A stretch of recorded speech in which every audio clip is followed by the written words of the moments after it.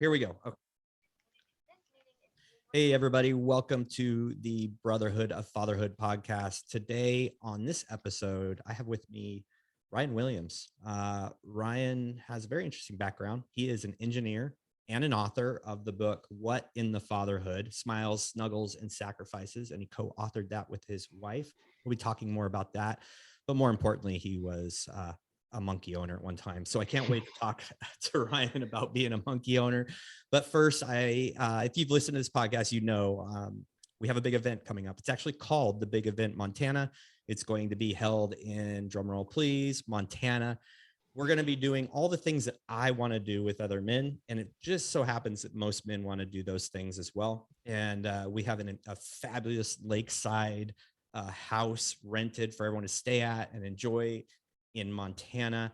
The mountains in the background, just an incredible opportunity to meet other men. We have some amazing speakers, including Rob Wolf, Jason Piccolo, Aaron Guyette, guys that are going to bring massive value. We're going to be shooting guns. We're going to be throwing axes. We're going to be doing Brazilian jiu-jitsu. We're going to be rucking. If you don't know what any of those things are, you need to come. If you know what those things are and like them, you need to come. If you know what those things are and aren't sure if you like them, you need to come. They're all going to be instructional at whatever level you're at. It's going to be amazing. But most importantly, it's the bonding and surrounding yourself with men who are like-minded, want to be better fathers, leaders, husbands, and individuals. This is the event for you. It's in September. And so go to brotherhoodfatherhood.com, check it out. Hit me up on a message if you need more questions, because it's incredible. And I've just barely kind of dropped what we're doing, but it's going to be an amazing event. But without further ado, welcome to the show, Ryian. Hey, thanks for having me. I'm really happy to be here. Yeah, how you doing? I'm doing well. I actually just came back from hiking with my son and my wife, so a little Awesome. bit tired, but I'm happy to be here. Yeah, yeah. Well, that's a good tired. How Yeah, old is your definitely. son? He is 3, so anything to burn energy. And trust me, I think that 1.5 hour hike just did it. That's great. Yeah. Well, a lot of Yeah. energy. I mean, anybody with toddlers, Oh um, yeah. man, it's a whole nother world. And I think it's important to stay active. So it sounds like you're doing that with your wife, staying active, Yep. so you can kind of keep up. Is that your only kid? That is my only son. Only kid. Yeah, only kid for now. We plan on having more. We just don't know when we want to get started with that. Well, We had one and we realized how hard it was. well, and that's really kind of the basis for this conversation, right? Like, hey, Yeah, uh, I've had a kid or I'm having a kid. What do I do? And you and your wife wrote this book, What in the Fatherhood, which is a yeah. really cool title. And so, first of all, Thank you. I want to know a little bit about you, because you're not originally from the States, if I'm Right. looking at this correctly. When That's did you come correct. to the States? So I came to the States in 2010. Officially, I would visit from time to time. I would visit New York area most of the time. But I moved from Trinidad and Tobago. Let me say it slower for the people who may not get that accent. Trinidad and Tobago. And I moved to Wichita Falls. It's 2 hours away from Dallas, and it's a very small town. There's the school, and then there's the base. Yep. And so I went from an island to that. Crazy transition. But I went for school, spent 4 years, 5 years there actually, in Midwestern State University. Is that where you met your wife? That is where I met my wife, yes. Because she too is from an island, but it's a different island. Um, Not close, so we didn't meet like on the islands or anything. We actually came to Texas to meet each other. It's crazy, isn't it? Yeah, Wichita Falls at that. Yeah, no kidding. Wichita Falls is like, if for anybody who doesn't know Texas, we just drove through it, and my Yeah. buddy and I on our road trip, and it's like, Right. uh, grasslands coming from the north. It's like grasslands, Mm-hmm. plains, and then it's kind of deserty, dry, and then there's Wichita Falls, and then it's back into nothingness. So That's correct. it's just out there, and if I remember correctly, it's super windy there, or it It can. is. It is. Yeah, you could see tumbleweeds at times. Like I've seen that before. It's. I mean, you can't really get into much trouble there, so it's great for school. You know what I mean? You have nothing but to do your schoolwork. So Yeah, yeah. When did you meet your wife there? Was it like right away or No. So I went in 2010 and I was doing my engineering degree. That school it has a huge international student organization called CISO, so Caribbean Students Organization, and they recruit students from different islands every semester. So she came in 2012, I want to say, Mhm. and we didn't. That's when we met. We didn't officially get together until 2013, if I'm thinking about the timeline correctly. So no, I was there by myself for 2 years Mhm. doing other things. And then she came and I was like, I guess I fell in love when I saw her. So How it works, the isn't it? rest was history. Yeah. Yeah. Yeah. That's awesome. So you guys got married and you obviously, I think you said you're an engineer, if that's correct. Yeah. Yeah. I'm a mechanical engineer by trade. Did 4 years in Midwestern State for my bachelor's, 2 years at University of Texas Arlington for my master's. Okay. So Yeah. you went to the bigger city once you got done with college. No, I was like, yeah, I came down to Arlington, and even then, that school was just transitioning from like a commuter school to actual Mm, university where people stayed on campus and stuff. So I never really got that big school, big university experience, but me my neither. experiences were good though. Yeah. Yeah, I went to small colleges, so I totally understand. It's Yeah, it seems, exactly. it seems these massive colleges, completely different culture. Like people talk Yeah, about it, I just don't even understand. It's me so too, different. man. That's me. That's me in work when they start talking about Texas A&M and Oh, right. yeah, like UT Austin. I'm just like, uh, Yeah, I and if went you're to not, Midwestern State. and I've only been in Texas for I think 7 years, and if you aren't like from one of the main schools in Texas or like Oklahoma State, you're like this outsider. Like, well, Yeah, have to be exactly. on somebody's side. I'm like, I'm sorry, I'm not. I'm not That's on right. any of this team. You're I'm like, somewhere else. you gotta be an Aggie or you gotta be this. I'm just like, man, I went to Midwestern State. Well, it's good to feel like there's other people in my league as well. I mean, we got the education we needed, and Exactly. I got the degree. I have the proof. I yes, did the classes. that's right. That's right. So, so let's talk about when you were expecting for your first child. I mean, you guys, how long had you been married before your wife got pregnant? Man, we were married for a year. So we got married in August and then um he was born the next year in November 4th. So not long, honestly. Oh, We it wasn't planned, but we were married and we weren't not trying, but we weren't like trying as well, so it just kind of happened. hmm. And it was this running joke that we'd always have where my wife would sometimes be like, oh, my stomach hurt. I'd be like, oh, you're pregnant. Or she'd be like, I feel lightheaded. I'd be like, oh, you're pregnant. And it was always a joke, like leading up to that. And then one time I was actually right.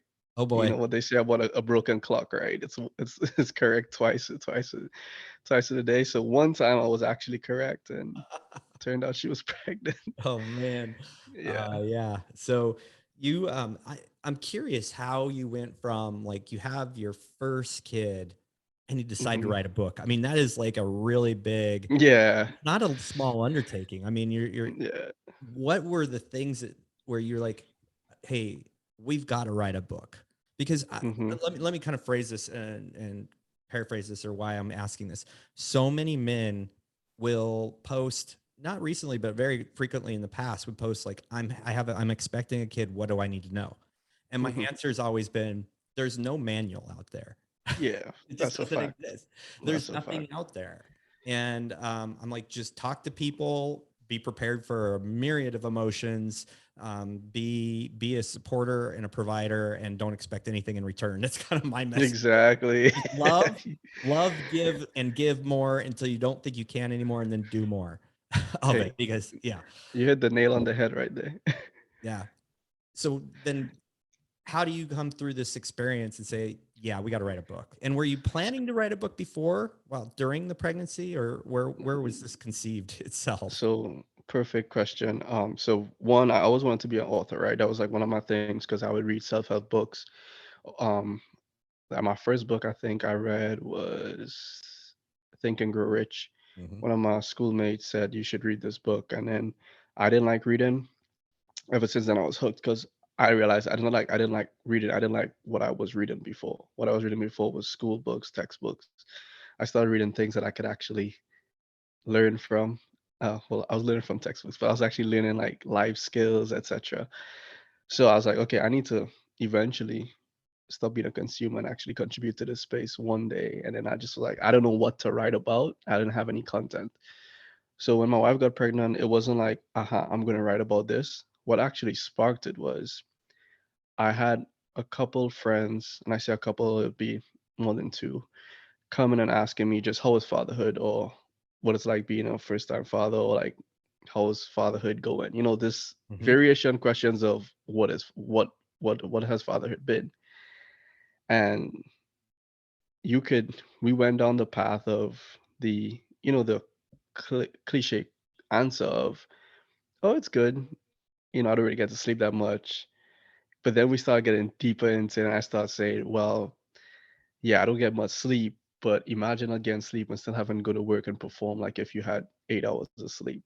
Or imagine if, it's your first baby and you're having thoughts about, am I going to be able to provide the best for this baby? Am I going to go be the best person, best man for this baby? You know yourself better than anybody. You know what you struggle with. So then those insecurities start coming up in your head. Like, what if he picks up this bad habit that I had before? Okay, I need to break this generational curse. Or I know how my dad was with me. Am I going to be like that with my son? Or am I going to be different? And you start having these conversations. I started having these conversations with my friends. Sometimes it might be at my house, sometimes it might be at a bar. I mean, we're at the middle of a bar and we're talking about fatherhood instead of like, I don't know, sports or something. It's just weird. Cool. And then I Love it. said, yeah. And then I said, well, maybe I wanted to write a book. Maybe this is the content that God was saying, hey, you should write a book on this. So I sat down one day and I made a plan and I just said, okay, I figured out how much words I wanted to end up with. I think I said 40,000. And then I said, okay, now I need to re-engineer how I'm going to get to 40,000. So I just came up with 300 words a day. Wow.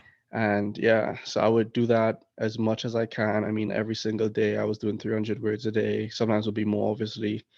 And then even if I didn't have my laptop on me, I'll do it in my notes. So I'll just do it on my notes on my phone and then copy, paste it, email it to myself, and then put it into my Word file when I got the time. But that's what sparked it, honestly. It was just conversations with friends, realizing that some of them were expectant, some of them were thinking about having kids soon because they were married, and realizing, man, there's so many younger men out there who don't know what to expect. And a lot of that is because our fathers didn't talk to us about that, right? And it's just no fault to our fathers. That's just what the cards that they were dealt, their father didn't talk to them either. So I realized, hey, since I went through this, maybe I can help somebody else going through it. Obviously, it's not going to be the same. I like what you said. There isn't a manual. So I always tell people my book is not a manual on fatherhood. This is my experience, and maybe you could take things from it. Maybe you could take what you want, leave what you don't want. But if you read it, you're going to get an experience from a man perspective of the pressures that you may face, the challenges you may face of being a father, especially a first time father. Yeah, I mean, just to take the time to like reflect on every stage. I just don't think many men do that. And Yeah. it's a little bit of a blessing because I'm looking through, I mean, I read it, but I'm looking through the Thank you. table of contents. It was a real easy read actually. And it was like Thank you, a man. lot That's of that's like, what that's the biggest compliment I could get. oh, good. Because I was like, well, I've had kids, but the thing is it brought back a myriad of emotions. It was like, Yeah. oh, I remember that. And we're so young usually, and we're kind of, if you don't mind the expression, walking like zombies through this experience. No. We No. have Yeah. no sleep or very little sleep. We're Yeah. subjected to our own emotions, like you said, that insecurity. What if? How am I going to? And then you stack on top of this the undeniable myriad of emotions coming from your wife, from Yeah. extreme glee and excitement to absolute terror and horror. Man. They are going through hormonal changes. So you have topics in here. The very first chapter, I mean, is basically what I just said, the roller coaster of emotions. And Yep. you That's have, correct. yeah, hectic days, frantic nights, daddy duties, the protector role. Like That's Yeah. pretty cool. And you even go into postpartum, and then, you do a wrap up, which I think is phenomenal.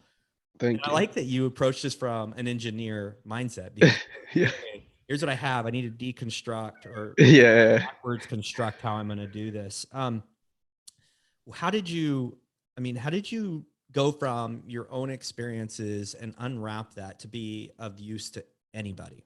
What was your thought? What was your process in that? My thought process behind it was I understood that what I went through, I always like with everything in life, I feel like it's always like I'm not the first person that is gonna go through it or went through it, and I'm not the last person that's gonna go through it. Mm-hmm. So the things that I was going through and feeling, I'm like, I know there are other men out there that feel this way. And it was confirmed when I spoke to one of my friends, one of my friends who I speak to about these type of topics all the time. His name is Matthew, and he had his kid before me, and we'll talk, and I'll be like, "Did you ever feel that?" And he would be like, "Yeah." He would confirm, and but the thing about us is we would feel that way, but we don't express it to anybody else, right? Because almost as a sign of weakness, almost like I don't want to feel like I don't know what I'm doing. I don't want to feel like I don't know what I'm getting into. So that helped confirmed among talking to other people, and I felt like the things that I spoke about is really basic things. It's like the change in like just being involved from day one, right? Like that's basic. But it's just that I feel we moved away from that in society where the man is just supposed to go, I don't know, just watch sports until the baby turns 3 or 4, then you could actually do stuff with the baby. But I'm just trying to push that narrative of being involved from day one because that bond that you form from day one is super important to me. So it's nothing that was out of the ordinary to me. It wasn't anything um extravagant. I was talking about basic things. Yeah, I noticed that. Very basic, but you hit the nail on the head. Nobody talks about these things. Yeah, It just happens. And I feel like, quite honestly, most men feel like they're on an island. yeah, I don't know who to talk to. I don't know to ask. And I think what I kind of found from the book was just the validation of like what you're going through or what you've been through or what you're going to go through, what that right. looks and feels and tastes and smells like. No, yeah, And I think men need more of that. They need to understand that, even though, you know, masculinity is kind of sat on this hill of, you're independent, you're strong, you can do this on your hmm own. That's really not the truth. The truth is you really should tap into other people's experience, the kind of like that elder or that mentor point of view where you glean from other people's um, experiences and life. And no, I didn't that's get that from my dad either. My dad's phenomenal, and he walked me through so many things. I learned everything from him, but you don't ever talk about like what it was like to right. be a father when Yeah. I don't know if we forget about it or what. No, that's true, man. I don't know either. I don't know if it's like, and I mean, it's not like a taboo topic, right? It's not something that's like, ooh, stay away from that. It's just that I think that people, men just, well, either they forget or they just like not realize how big of a deal that is, so they don't talk about it. But it's a lot of work and it's a big deal, especially if I always say if you are a father who set high standards for yourself, you're constantly self-evaluating, constantly trying to figure out what you're doing right, what could be improved, and that could be frustrating at times because you could get down on yourself or you could start thinking you're not doing it the right way or something. So it's a big deal. Yeah, So I definitely think that the conversation is something that is worth having. Definitely worth having.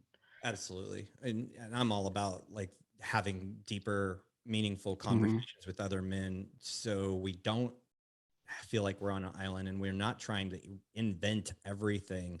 Uh, Right. what do you feel like? And this is going to be a tough question. What do you feel like the No, go most for it. important or most, if you had one chapter to give an expecting dad, what or one topic or one thing, like what is the most important or the most felt by fathers or by you during that situation? Um, Man, that is a tough question. You got me there. So there's one, just to let's go back to that past conversation, right? There's one part to this book that I speak about. I mentioned it briefly. I didn't really go into it too serious, but I said that there are three different fathers, right? There's the one who grew up without a father and is trying to prove that he could be everything his father wasn't for him. That is one struggle that men go through.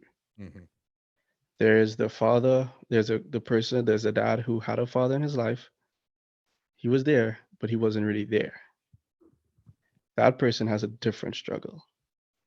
Then there is the father who had a really good dad, model dad. That person has a different struggle. So it doesn't matter what type of dad or what type of dad you had. Any man who decides I want to take this fatherhood thing seriously is going to go through some type of struggle, some type of mental battle in their heads. And my biggest thing would be if you're that dad who decides I want to take this as serious as possible, remember to give yourself some grace, right? Because you're not perfect and you're not going to get it 100% correct. So that's what I've been trying to one have grace with myself and tell other men as well who I speak to, like, yo, have grace with yourself because I know it's hard. Like, I know it's hard. Like, yes, if you're gonna be a husband and a dad, it's like twice as hard.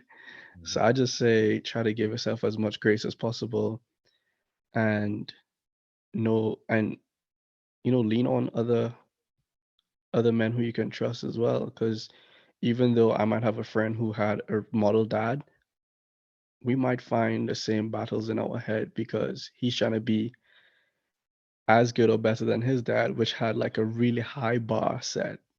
And I'm trying to be better than my dad, which the bar might not have been as high as your dad, but I still go through the same process of trying to overcome these battles in my head and be the best that I could be. So that's one thing that was top of the mind. I guess that's why that one came to mind. But if you ask me tomorrow, I might have something else. Who knows? Yeah, that's a really good point, and it's something that as a man, you can either use it as an excuse or as a motivator. You kind of hit on, That's facts. and the excuse tends to be the absent father, Hmm. the guy that runs or is emotionally unavailable. The motivator is typically, the guy that is just doing everything he can. But we all have this like this imposter syndrome, or this Hmm. feeling like I'm not equipped to do what I'm supposed to be doing right now. And I don't think it's void of what your experience is. I don't know that any man comes into this thing with chest puffed up like I got this. This is so easy. Yeah. Because the Yeah. second your wife has a meltdown, all of that goes all of that You'll goes be out the humbled. window. Yes, sir. I agree with that. And I mean, that's the other thing too. I feel like that's really important for men to know as well. Like your wife is not only changing physically, but she's changing mentally, she's changing emotionally. So I can't even tell you how to prepare for that, right? I just told you my experience. How you prepare for that, I think, is up to you. But most women go through that, and us as men don't even, we were not expecting that. We're just like, hey, I married you and you were this way. And then you start having another human grow inside of you and you're acting this way. But it's something that, at least if you hear somebody say it, at least you know what to expect. How you decide to adjust to that, that's up to you. But at least you get the heads up, right? If I say, hey, there's a trap over there, just be careful. It's up to you to decide when you reach that trap how you're gonna get over it, and that's up to you. But at least I gave you the heads up, right? Well, So, yeah, yeah. You're speaking really what it comes down to, in my humble opinion, is no matter where you're at in your marriage, your fathering, hmm, whatever, you have to have a mindset of the responsibility is 100% your own. hmm, So if I come into this as um, I am 100% responsible for uh, how I show up to the table today for my wife when she's pregnant. I'm 100% right. responsible for how I show up on the day that she delivers. I'm 100%. expect nothing from anyone else. All of that just is a bonus. So if your wife Yeah. is in a wreck mentally or emotionally, Hmm. um, you're just giving. And I think that's the only answer I can give that is actually will lead to success is just give of yourself, give of your time, give of your ears, of your emotions, and then don't expect to be able to stop for the rest of Right. your life. No, that is, man, that is so true. That the one you said, give of your time, is just like, that's, to me, that's really important, right? Because a lot of the things that I was doing before, and I talked about in the book as well, like the extracurricular activities, I had to put on hold, which I honestly wasn't expecting to, right? I remember talking to a friend, and my friend was like, I think I was doing boxing classes, and my friend said, "Are you gonna be like, when are you stopping boxing class?" I was like, "Stopping for what? What are you talking about?" It's like, well, you probably not gonna be able to come back to boxing class once Michelle has the baby. And I'm just like, no, I'll be able to do it. I'll come like early in the morning or something. But then I realized I had to cut that out because the baby doesn't really have a, especially in the first few months, they don't really have a schedule. So that 5 o'clock that I was thinking, oh, I could just go to the gym and come right back, he was up already, and I needed to be there to hands on deck helping out because then I go to work for like 7, 8. So that giving of your time and then not expecting anything in return, that's, I think that's like a great way to put it. I remember one of my mentors told me, he said, don't even expect to have a glimmer of your wife, of what she was before, until that baby's around like 2 or 3. Yeah. And I was like, at the time, I'm just like, yeah, all right, whatever. But he was right. He was right. I had someone tell me once, and it was about family vacations, but I've seen it applied in so many areas. And I think having a baby would apply the same. You need to have a high sense of adventure and low expectations. So just know that every stage is an adventure. And by an adventure, Yeah, I mean, you don't know what's going to happen. it's And facts. that Yeah. adventure may be exhausting. It may be exhilarating. It may be those moments when your baby first falls asleep in your hands and you're like, I can't even express this feeling I have right now. I have a life that I Yeah. created in my arms. And, we all go through those myriad emotions. But if you have this high expectation of adventure, low or high, what is it? High sense of adventure, low expectations, you won't be Yeah. disappointed. You'll just be along for the ride and embrace this each step of the ride. So is, I mean, That's that's good. very That's wise. really good. Thanks. Yeah. I like that. I like that. And it does work really good for family vacations. I bet. I bet. But you struck that your wife won't be the same. And like Hmm. what I try to tell men is sure, she's going to change, but understand that if you cultivate your relationship correctly, and if you're the dad and the provider and the husband that gives time, really intentional time and intentional action, it may not be the same, but it'll be better. You just have Yeah, to know it's going to be different.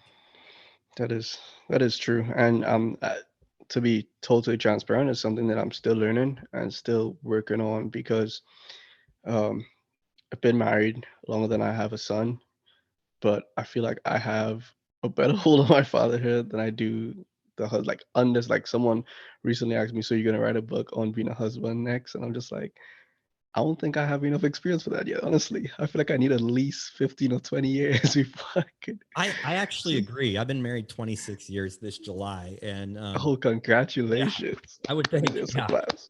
I mean, quite honestly, I messed that up really royally over and over again, and I still, far, far, far from perfect. But about 20, 21, 22 years, like a lot of light bulbs went off, and it's just one of those things that takes time. And Yeah. like, how do you feel about this statement? And it's I won't tell you where I stand on it until after you answer. So I'm No, giving go you ahead, a for rapid. sure.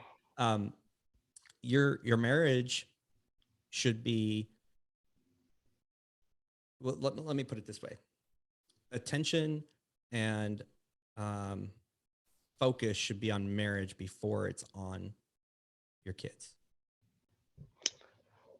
Man, that's all. That's to me, that's it. That's the real talk. That's what it is. And it's hard to comprehend at times, honestly. Like I've had this conversation again, I've talking to my friends. Some realize that my friends actually we just don't talk a lot of craziness. We actually talk sense sometimes, but um, that is a conversation that we've had, and it's hard to wrap your mind around it. It's hard to physically come out and say it's my wife, they're my kids. It's hard to say it, right? Because you're like, it's kids, like they're babies, but that's how it should be. Like that's how I believe it should be, and that's where the struggle is. Honestly, Yeah. I think that's where the struggle is. And I think it's important to identify that. Like Yeah. kids are parents can very easily just turn all their focus in, between work and chores and taking care of the kids. I don't have time. Hmm. And that's a really, really fast track to disaster. What I've seen over and over again, but it is hard. And I think we need to acknowledge that. And that's what I love about all of these No. things we're talking about is just the fact that we have to acknowledge that life and these stages are ridiculously difficult. Yeah. I think you're really And blessed to have friends that want to have these conversations with you. I don't think that's normal. no, yeah. Well, like I might have forced a couple of them, but hey, we've had it. So that just to touch on that topic again before I lose my train of thought real quick, but so that was something I was just thinking about because I do these Instagram videos from time to time, and my I wanted to make a video. It's like I've looked at it. I've looked at my son, and I realized that he's observing every single thing. And part of being a great father in my household is me being a great husband because I'm setting an example for him that he is going to be able to apply to his wife when he gets a wife. So I was like, part of I was thinking about it one day. I was like, man, part of being a great dad is really being a great husband too. Like, so, and if I really want to reach that level of fatherhood, then I actually have to really make sure that my husband game is on point as well, if that makes sense. No, it does. It makes a lot of sense. And yeah, I'm a dad as well, or a boy dad as well. I have two boys. I don't have girls, Nice. but I interview a lot of guys with girls. And here's what I've heard over and over again is you also need to have that relationship with your wife because the girls will look for men who treat them the way that their dad treats their mom. Gotcha. Yeah. And so if your focus is on the kids or is not really dialed in on the woman, your daughter is probably not looking for that as a trait and won't get treated that great. And so Right. it's Yeah. literally you're passing how you treat your wife down to the sentence for your daughter in her marriage, which is a really strong statement, but I That believe it is. to be 100% true. No, that makes a lot of sense, man. That to me that I can't argue with that one, honestly.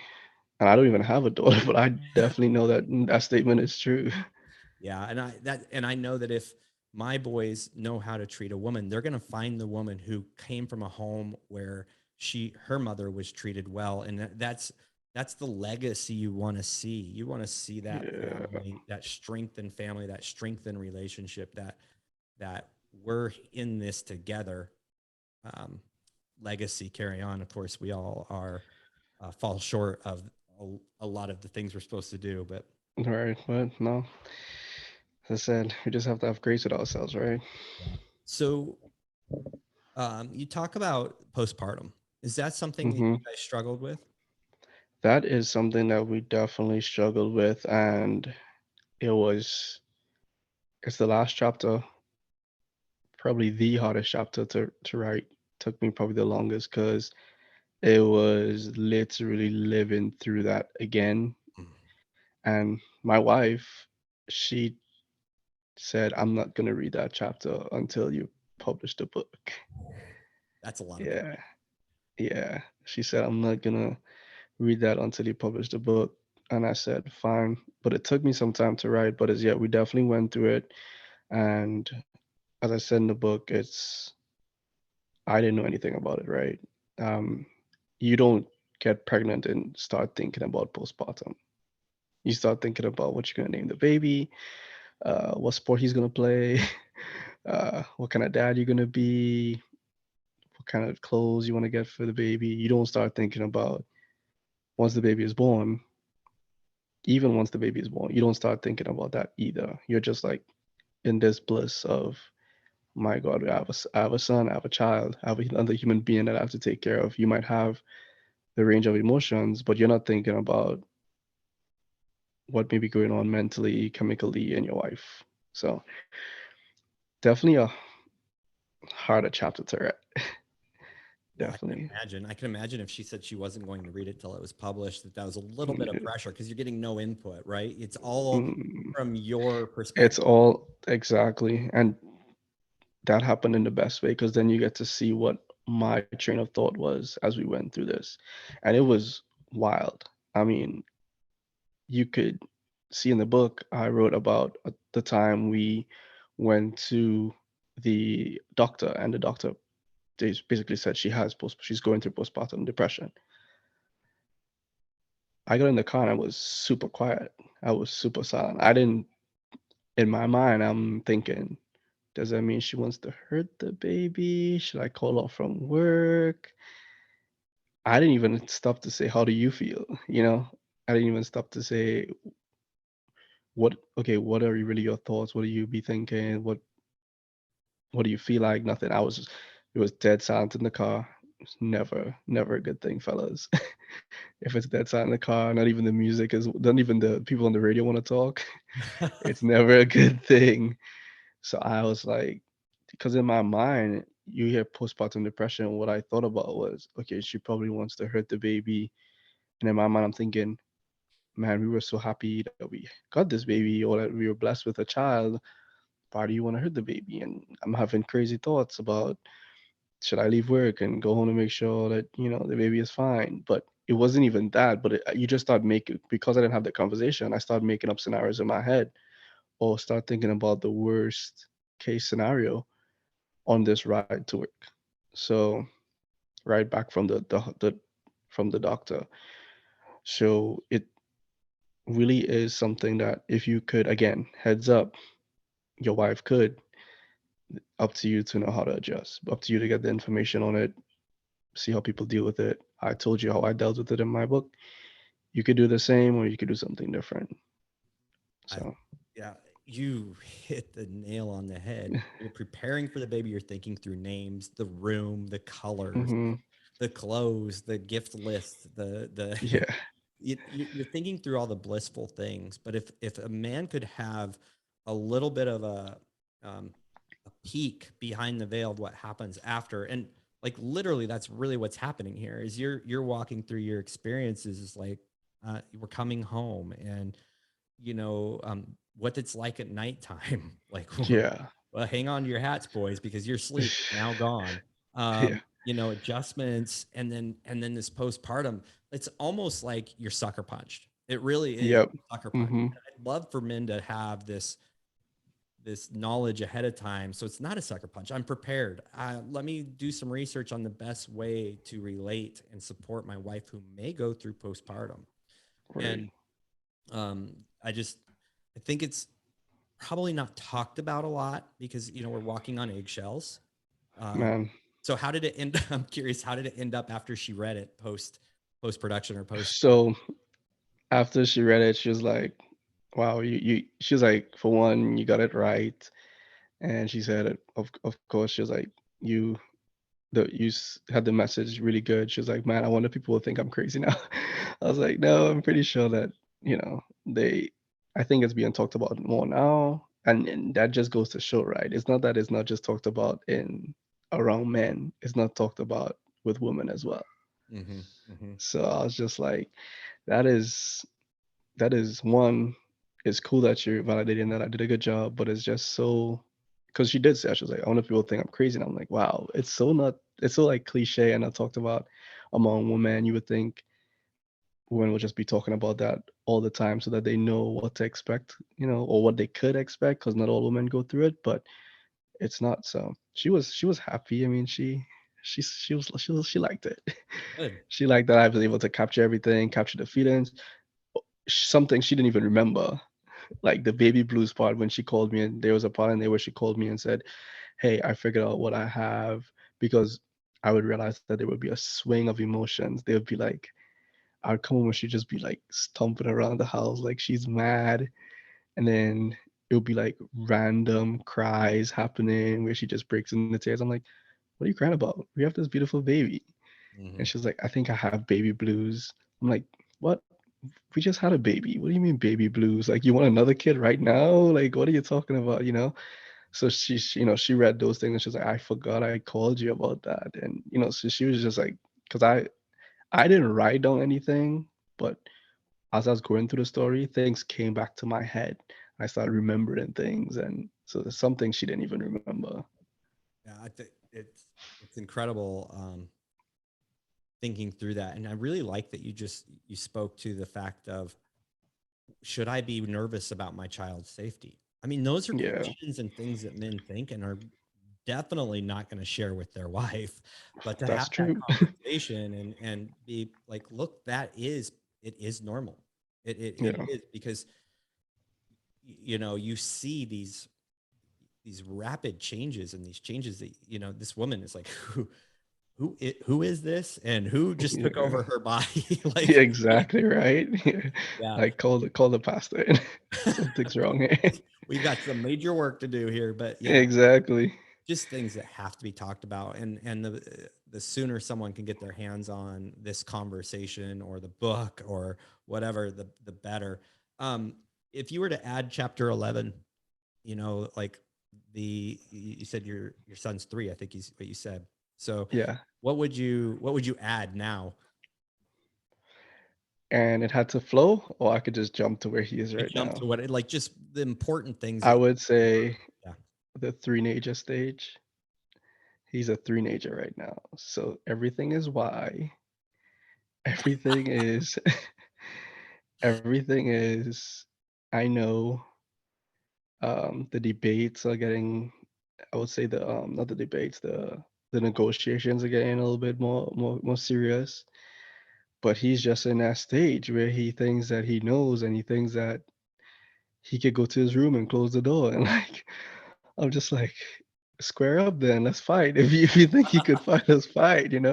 So I mean, just that. And I mean, he's teaching me so much in this stage. I actually have like a little talk I'm planning to do hopefully about that, just how he's my unconventional mentor, because he's teaching me so much in this, like how, because he's at that stage where he's outgoing, but is still so innocent. You could drop him in any park and he would just go up to any random person and start talking to them, like any random kid, and they'll start playing. Things that we move away from as we get older. So this part of the journey, obviously twos was nice, it was beautiful, but now that he's 3, he could talk, formulate words, and he could negotiate his way into extra cookies. I'm starting to learn things a lot in this. I like this teenager stage, the good and the bad that comes with it, or the not so good that comes with it. So chapter 11, get That's ready for a teenager. that is incredible. I've never heard the term three-nager, but it fits so well. And I remember having this conversation with multiple people, and it's been confirmed every time. You Yeah, hear the terrible twos, and I'm like, yeah, no, it's three. Three, yeah, like, it was for both of our boys. yeah. And quite honestly, it was worse than teenagers. Like, I'm serious. Every stage gets better. It's really quite amazing. The Right. But 3 years old, they're developing their voice. They're developing that Hmm. personality. They learn that Yeah. they can say no, or like you said, negotiate. And I think that's such great advice for people. Like, I literally, on the first one, I'm like, two's over. It's uphill from. I mean, it's easy coasting from now on. That's what I thought too. I was like, hey, we got over these two here. There's these two where he's just throwing tantrums and stuff. Oof. Then you get to 3 and you're like, hey man, nobody told me about this one. Yeah, yeah. And then somewhere in their teens, they go right back to the to that. the stage that you're in right now. Oh And boy. hopefully it's short lived, because what I believe is, you set the standard very early on. Here's my Yeah. expectations. When I say X, this is what I mean. There's no Hmm. negotiating on these types of things. And that's such a fine line. I mean, it is such a fine line at 3. You want them to explore, you want them to learn, you want them to understand the world and consequences, but you also want them to fail on their own. It's incredibly important to Exactly. fail on their own. But I'm a firm believer, if you can nail it down, teenager years are going to be a breeze. And that's kind of what we found. There's been struggles in the teenagers years, but so much foundation was built with our kids early on. And I'm not giving myself kudos. My wife was phenomenal at this. That teenager years, like it was like, no, no, no, no, no, that's not okay behavior. And then Right. course correction.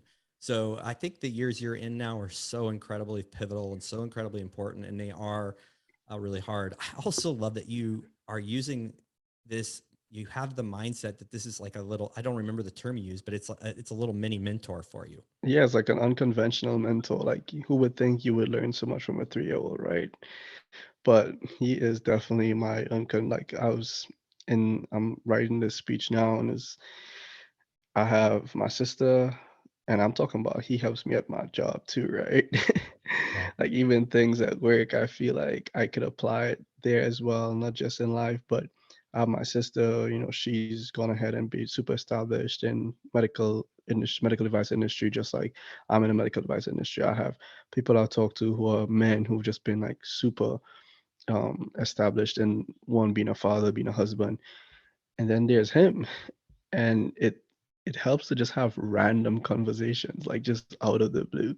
Like this one, and just an example, I was having this debate in my mind, and obviously with my wife talking about whether I should apply for this job or not because it will have travel, and it's just like my wife and I here, we don't have family around, so I know once I leave for travel, it's just gonna be her fending for herself, and she's being a supportive wife that she's like, go for it. And I'm like, okay, cool. But then I ask him, I'm like, Ramir, so daddy's thinking about a new job and I won't be here, but it'll be a great opportunity for my career. He doesn't even know. I don't think he knows what I'm saying, right? As I'm just like talking to him to So see just important to to see listen. what comes out of his mouth. Yeah. And eventually I say, oh, but but I also will make a little bit more money. And then he says, oh, so you'll buy me more dinosaurs? I said, yes. And he said, oh, that's good. And I was like, all right, well, there we go. I'm See what they applying for the job. Yeah. Yeah. Oh, it's such a journey. Parenting is such a journey, and It making is. decisions like that, like, oh, this work is going to allow me or going to make me give me more opportunity. Yeah, I'm going away, and you're going to look back in 5 years and know if that's the right decision. There's no way to know it, Right. right? Yeah, Right. exactly right. Yeah, hindsight is this 2020 Oh vision. yeah, Yeah. yeah. So it's really shaky ground. You have to be very, very introspective and really look at what the big picture is after you're in it. Because beforehand, you're just making decisions based on, logic. It's not the Yeah, real, exactly. really what it is. So, um, I just want to encourage you through that because I No, made I bad appreciate decisions. that, Scott. Yeah, don't hold yourself accountable. I mean, hold yourself accountable, but always be evaluating. Don't go numb. This is what I did, Hmm. Ryan, is I went numb and just kept working. And instead of like looking in a mirror and saying, what is the result of your 80-hour weeks? Uh, oh, wow. Like I'm responsible for the breakdown in my relationship. I'm the responsible for not really having a great connection with my kids. So that's all I want you to Right. do is always look in that mirror and ask you those questions. You're so introspective. You've already written a book about I dad. I don't think this is going to be a appreciate that. problem. Um, No, that's good advice. Don't get numb. I could definitely see that happening easily, honestly. Yeah, it's so easy to chase a career in the realm in the terms I am providing for my family when Yeah, there's a lot of selfish ambition. But again, just if you keep it in check, I think there's a great balance out there. So I know you'll find it. that's the key word right there. That balance, boy. Yep. Trying to figure out that balance. Yeah. This is a good book. This is a great Thank conversation. you. Really I shined appreciate it, uh, Scott. a lot of light I on really do. things that most men just don't talk about it. I would encourage honestly every man to pick up a copy just because we're all if you have had kids, you're going to have people in your life that are going to ask you for advice or questions, and you need to be prepared, but mostly just like reading someone else's experience and realizing that, oh, oh, I'm not the only one that went through that, and it's Yeah. real, and then being having to back up on. Where can people get your book, What in the Fatherhood? Definitely. So, What in the Fatherhood? You could get it on Amazon. You go hit that books filter and then type in What in the Fatherhood. I don't think there's another book called What in the Fatherhood. So if you type in the exact title, funny story, that's the book title comes from, you know, you're sitting down one day after you had your baby after like 2, 3 weeks, you slept a total of 4 hours in 3 weeks, and you're like, what in the fatherhood is going on right now? And that's where the title comes from. So get it on Amazon. We have the physical copy out right now. The ebook will be out very, very soon. And you could read on your Kindle, you could download it, I believe, as a PDF as well, if I'm not mistaken, on Amazon. So Awesome. on Amazon, that's where you can get it right now. Right. That's amazing. Yeah. And you have some affirmations in the back and some really cool. Definitely have some affirmations, Yeah. needed affirmations that I believe every man should, you know, feel about themselves and say to reassure themselves when they feel like where they're not feeling like that. Yeah, it's that's incredible. It's something I was really impressed with because we have to believe, we have to project that we are worthy. We are, you know, we're gonna fall short. We're gonna screw Yeah, up. I screw up, you know, with teenage boys. I screw up all the time. I screw up as a husband. I screw up as a friend. I screw up in every element of my life. But that doesn't right. define me. What defines me is um, how I learn and move forward in those. So I really love Exactly. ended with those. Ryan, it's been an absolute pleasure. Thank you for having me. Yeah, it really has. We'll put a link to the book also in the show notes. So, folks, if you want it, it'll be simple. Ryan, do you have anything else you want to share with the audience? Yeah, I just want to say thank you very much, Scott. I appreciate it so much. If you are one of the fathers, one of the men out there who are trying to be the best father you can be, aside from my book, that's great. But one of the things you could do is align yourself around other men who think the same way. And that's why I think the Brotherhood of Fatherhood is the Facebook group that was great because I got to see different perspectives, and not just when Scott posts, but when somebody else posts a question and you go through the comments and see what people have to say about it. I feel like it's super important because you get to see one, as Scott was saying, validate your feelings to see that you're not the only person going through what you're going through, and two, you might learn something, right? You might learn a different way of dealing with something, a different way of approaching something, a different way of thinking of something. So I just want to say, if you're not in the group, get in the group. If you're not signed up for the event, I can't make the event, but if you could, definitely make the event because I think that's just important because we need more men stepping up and being the best versions of themselves so that the next generation looking up could be taught those ways and then it can go on for forever and ever. So Right. that's Like, all I have to say. And again, thank you very much for having me. I appreciate it. thank you, Ryan. And you quite honestly just did what I do on the outro. So I'm really pumped. I don't know. Jeez. No, I'm it's sorry. awesome. No, thank you everybody for listening and just do what Ryan said. Join the group, find other men to kind of connect with, ask hard questions. Like, don't hold Yeah, it in, put it out there because I've never seen a question come across criticism. It's always been greeted with love and understanding from other men, which is something you really wouldn't expect, but it's where it happens. And that's what's so amazing about the group. So, again, Ryan, thank you so much, guys. Go buy that What in the Fatherhood book, no matter what stage in your marriage or parenting journey you're in. There's a lot of young wisdom to be gleaned from it. thank you. Thank you, everybody.